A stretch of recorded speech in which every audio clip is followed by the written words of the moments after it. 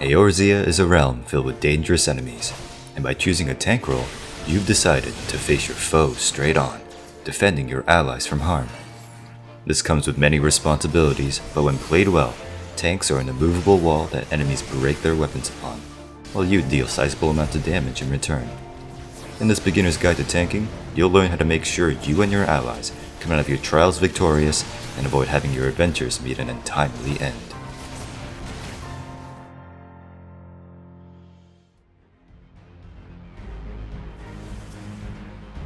Tanking in Final Fantasy XIV can be summed up with 3 priorities you should keep in mind.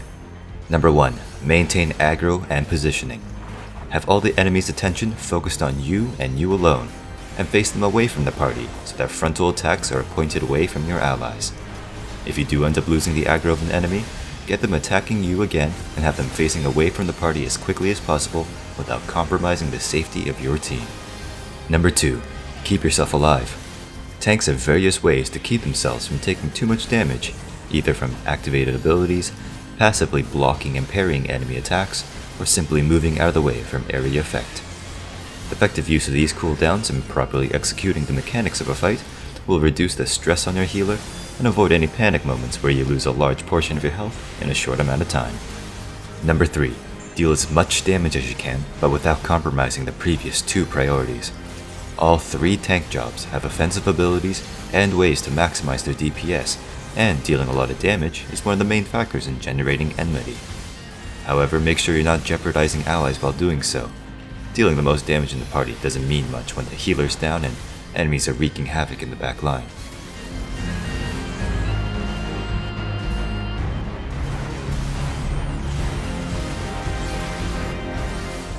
All 3 tank jobs have some common tools that they use to keep the attention of enemies on them and away from the party.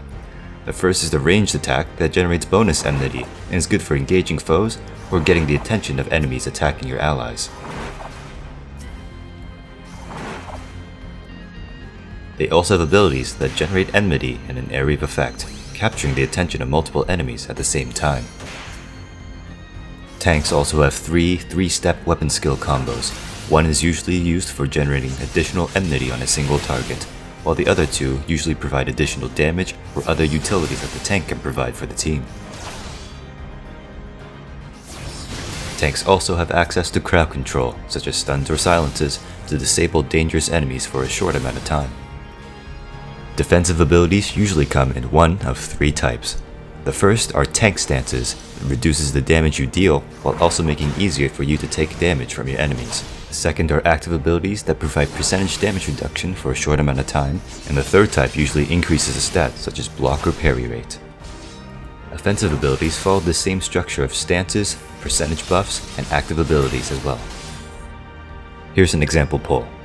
First engage with your ranged attack, and then slowly point the boss away from your team so that his frontal attacks only hit you. Start using your enmity combo to make sure his attention's solely on you, and then use your offensive and defensive cooldowns appropriately when the time comes to use them.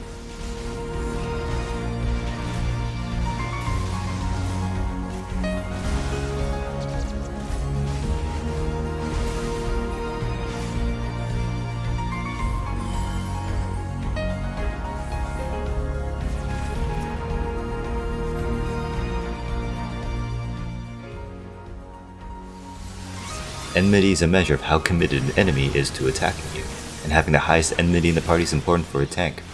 There are 2 ways to see how much enmity you've generated. The first are these symbols beside the enemy list. These icons ranging from blue, yellow, orange, or red are a general measure of how much enmity you've created. In general, tanks will want to have all the enemies here have a red square right beside their names. The white bars underneath the job icons represent the amount of enmity generated by that party member for the specific enemy you're currently targeting.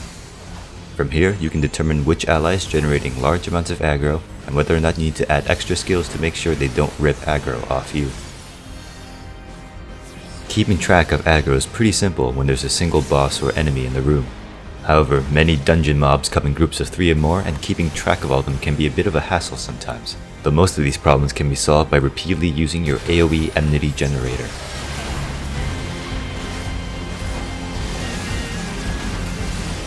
Here's an example of what to do when one enemy breaks through and starts attacking your allies. Here in the pool of 3 enemies, a lot of burst damage comes in, and I'll lose aggro when the corrupted slimes. Here you'll notice on the enemy list that one of the icons has turned orange and is facing towards the summoner. As soon as I notice, I'll use Provoke to capture its attention, Unmend to keep its attention, and once it returns to the pack, Unleash to make sure it stays there.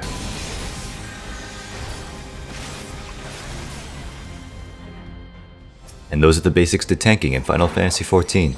From here on, you'll want to learn the intricacies and quirks of your specific tanking job, become familiar with the many types of fights, dungeons, and raids available to you in the Duty Finder, and playing other classes to get important cross-class abilities or to gain experience in other roles. If you enjoyed the video, please consider liking and subscribing and commenting in the section below. Thank you very much for watching, and until next time, take care.